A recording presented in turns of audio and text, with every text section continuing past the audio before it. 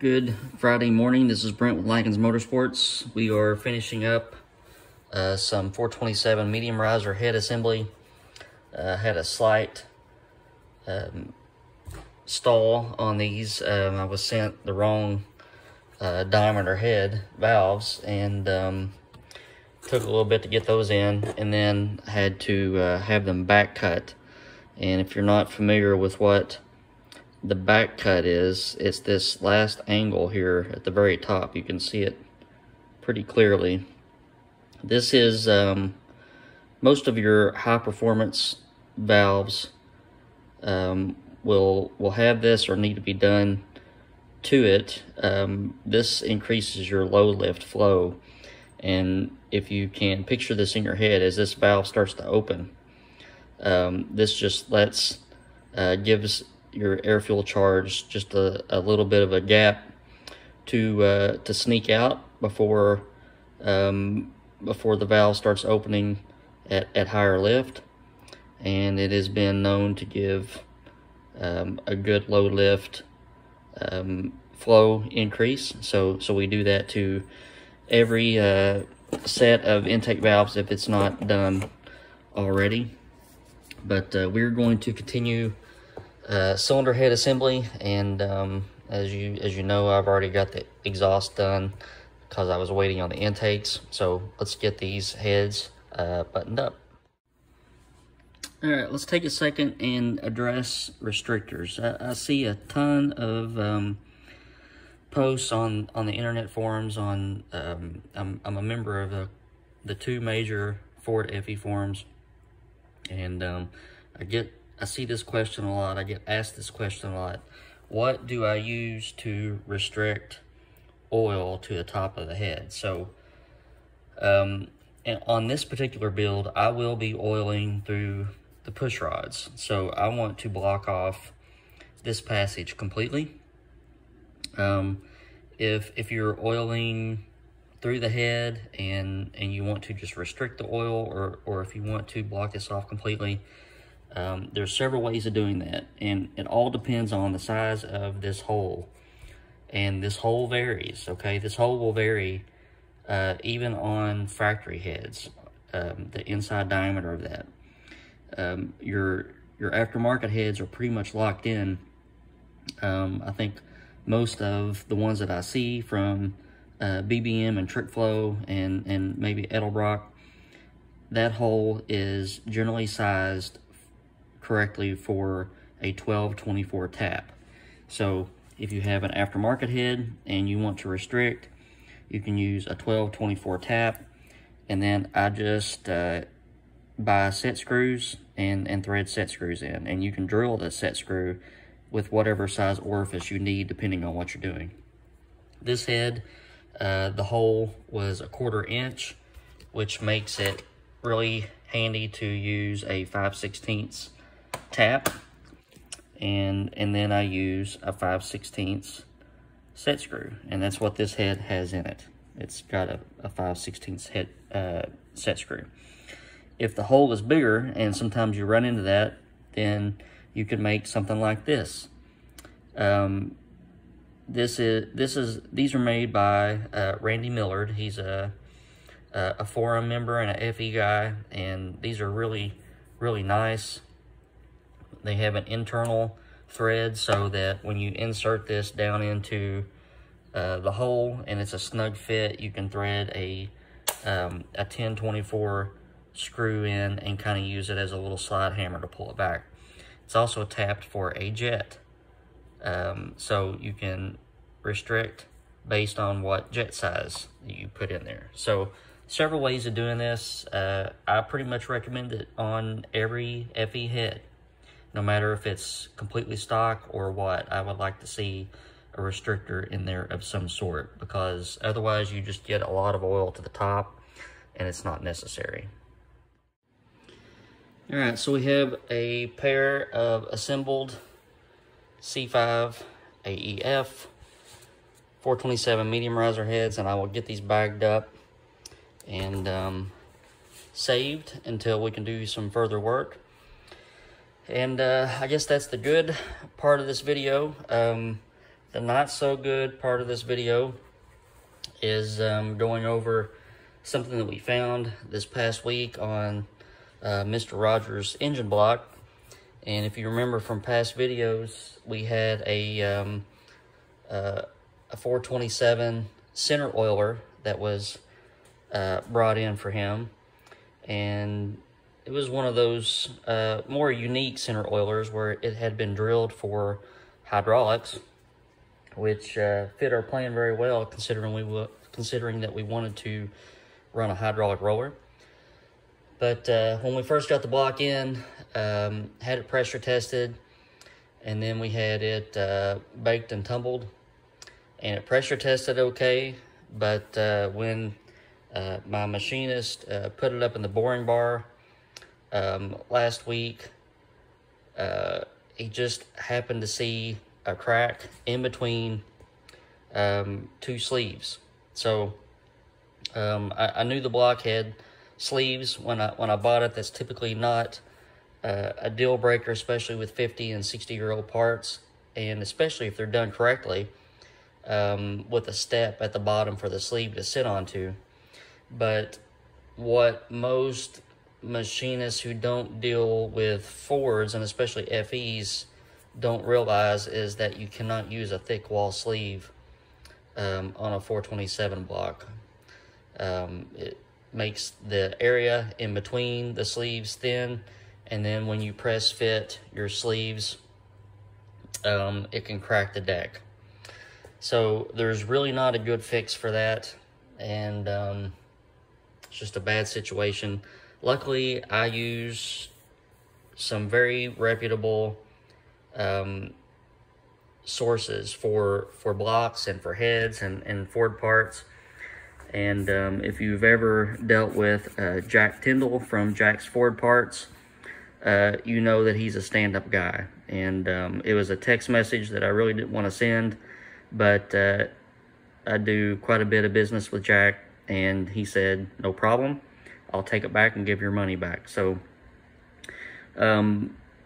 I guess there's a silver lining to this. Robert Pond is casting blocks as we speak, and I had one other block ordered from Robert, cast iron block, and I just tagged another block onto this order.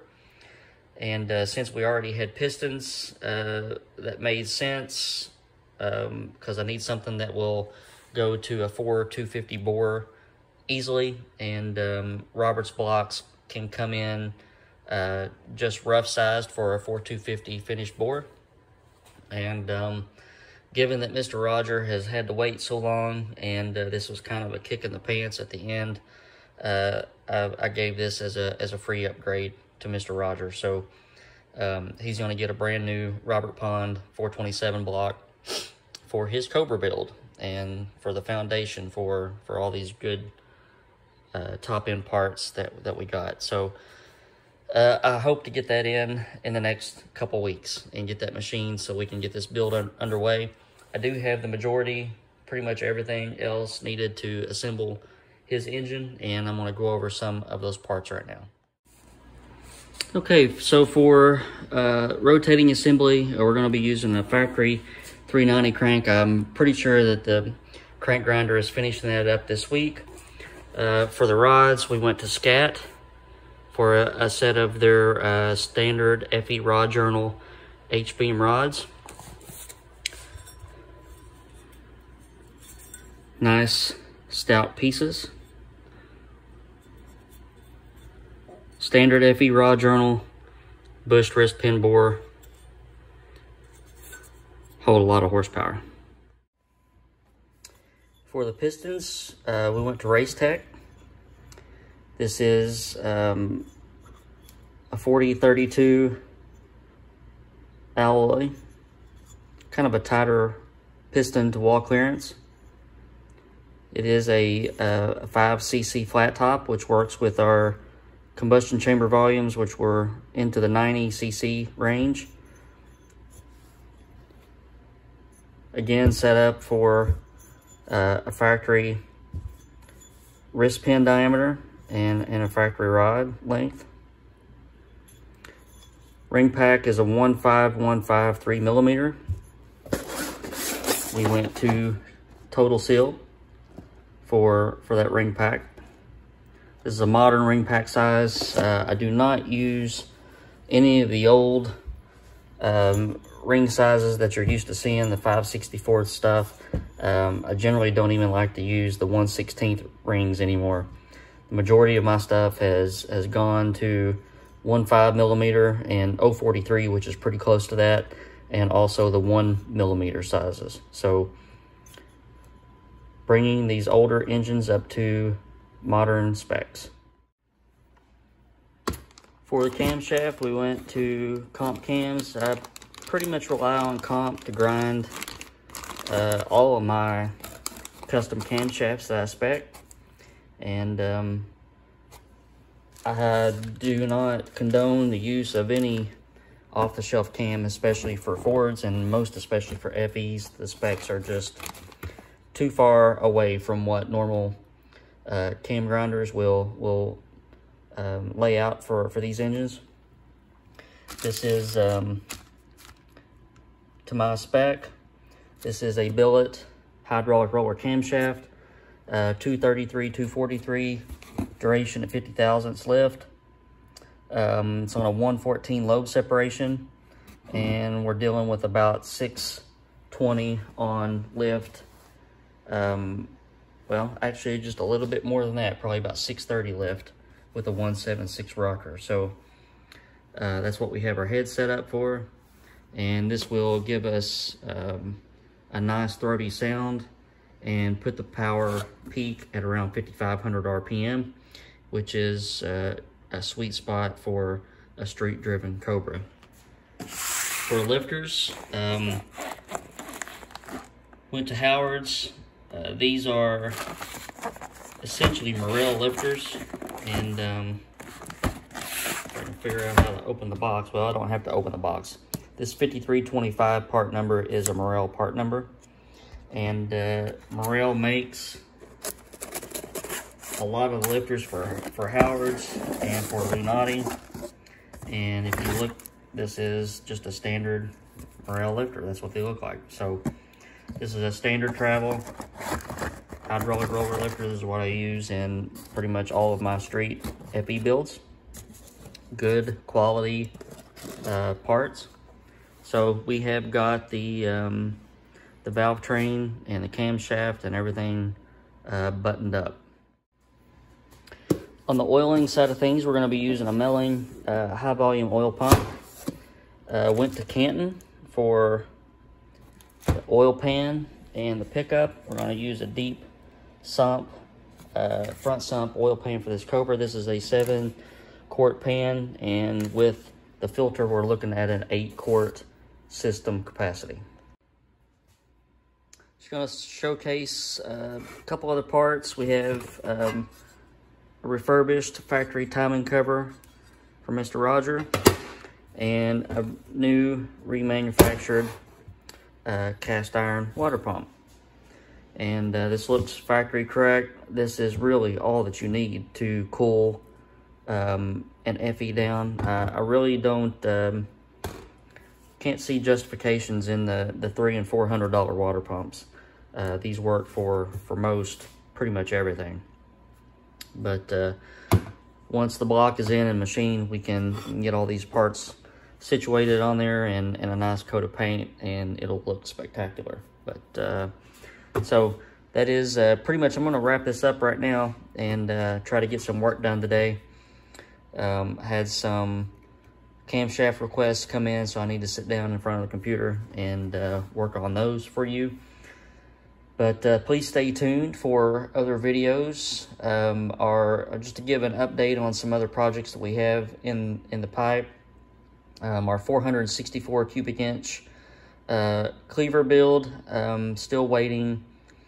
I received the heads and just wasn't really happy with the exhaust side. So we kind of aim to do some more work on those, and then I can get the heads sent out to Mr. Hughes so he can make us a sheet metal intake for it.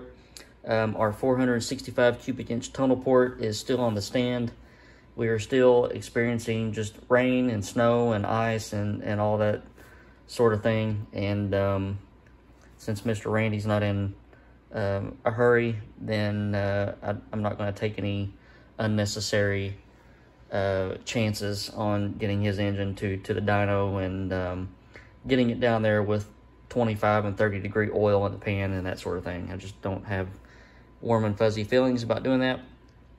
We've got a 289 build that's in the works for another Shelby Cobra replica. And our 302 tunnel port is taking a little bit of a turn.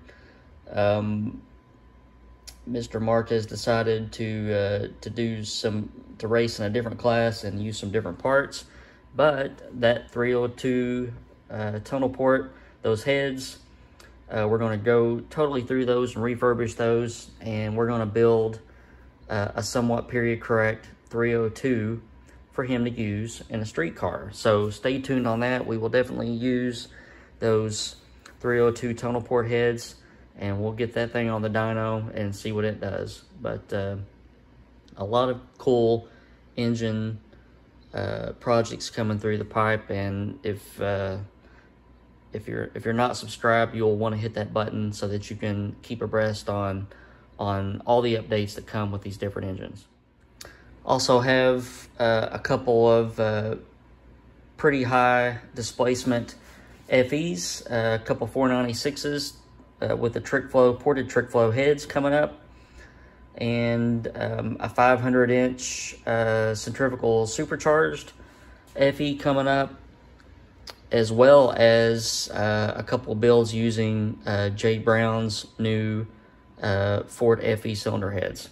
So please stay tuned, and you can sit down and make you some popcorn and drink a Mountain Dew while you watch all these cool things coming through the pipe. All right, guys, hope you have a good weekend. If I'm productive this weekend, I may have another video for you. But if I don't, then I'll see you next week.